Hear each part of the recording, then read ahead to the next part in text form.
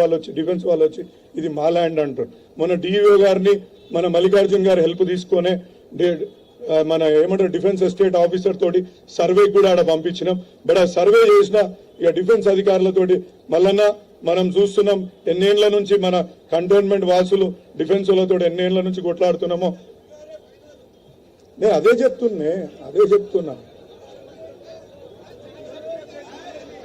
నేను ఇక్కడ అన్నకే రిక్వెస్ట్ చేస్తున్నా ఇవన్నీ. అరే నీకు సబ్జెక్ట్ తెలియదు, నోరు మూసుకొని కూర్చోరావు.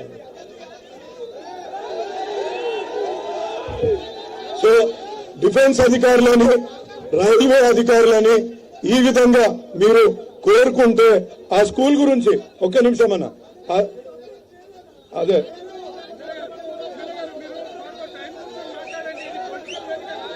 ఒక్క నిమిషం అదే మన అవసరాలు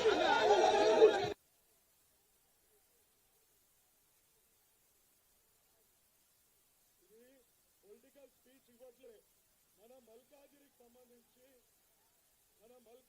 సంబంధించిన సమస్యలు కేంద్ర ప్రభుత్వంతో ఏం జరుగుతున్నాయో, కేంద్ర ప్రభుత్వంతో ఇబ్బందులు ఏమున్నాయో, కేంద్ర ప్రభుత్వంలో డిఫెన్స్ అధికారులతోటి రైల్వే అధికారులతోటి మనకేం ఇబ్బంది ఉందో చూసిన.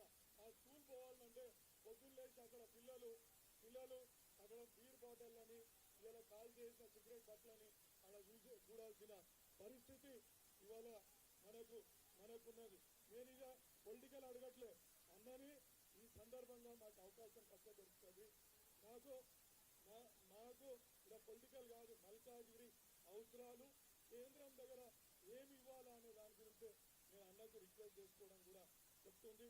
ఇంకోటి పిఎం శ్రీ స్కూల్స్ కి మా దగ్గర ఉన్న గవర్నమెంట్ స్కూళ్ళు చాలా పాడుపడి ఉన్నాయి. వీటినన్నింటినీ కూడా పిఎం శ్రీ స్కూళ్ళని మీరు ఎంపానల్ చేయించాలనేసి నేను కోరుకుంటున్నాను. అదేవిధంగా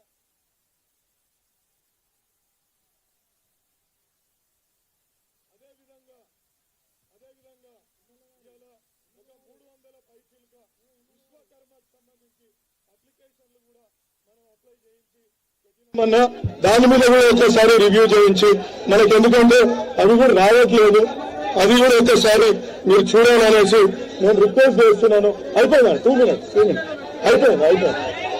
ఇంకోటి నేషనల్ హెల్త్ మిషన్ కింద కేంద్ర ప్రభుత్వము క్యాన్సర్ సెంటర్స్ ని, డయాలసిస్ సెంటర్స్ ని ఇస్తా ఉంటుంది. మన మల్కాజ్గిరి ఏరియా హాస్పిటల్ కి ఆ క్యాన్సర్ సెంటర్ ని కూడా ఇప్పించాల్సిందిగా కేంద్ర ప్రభుత్వాన్ని మీరు కోరాలన్నా, ఎందుకంటే మల్కాజ్గిరి అభివృద్ధి చెందాలంటే ఇవన్నీ కూడా అవసరం అని చెప్పేసి. ఇంకోటి ప్రధాన సమస్య ఎల్ఐసి రోడ్డు. మన దోన్పల్లి మార్కెట్ దాటినాక ఎల్ఐసి వాళ్ళది గవర్నమెంట్ ల్యాండ్ కూడా అక్కడ ఉన్నది. వాళ్ళని రోడ్డు వెడల్పు, ఎందుకంటే ప్రతి నిత్యం అక్కడ రోడ్డు సమస్యతోటి మన గంటలు కూడా ఆగిపోయే పరిస్థితి అక్కడ ఉంది. కాబట్టి నేను చెప్తున్నాను. అదేవిధంగా మెట్రో ఫేజ్ 2 ఇలా డిపిఆర్ స్టేట్ గవర్నమెంట్ పంపించిందన్న, సెంట్రల్ గవర్నమెంట్ తోటి మనం పైసలు కడుతున్నాం ట్యాక్స్ల రూపంలో. మెట్రో ఫేజ్ 2 జేబిఎస్ నుంచి షామీర్పేట్ కి, అట్లనే ప్యాడేజ్ నుంచి మేడ్చల్ కి ఇవ్వాల్సిందిగా కూడా కోరుతున్నాను. ఇవన్నీ కూడా గవర్నమెంట్ ఆఫ్ ఇండియా తోటి మీరు టేకప్ చేసి ఇవన్నీ కూడా చేయాల్సిందిగా కోరుకుంటూ ఈ అవకాశం ఇచ్చిన ప్రతి ఒక్కరికి ధన్యవాదాలు. జై తెలంగాణ, జై తెలంగాణ, జై తెలంగాణ, జై హింద్.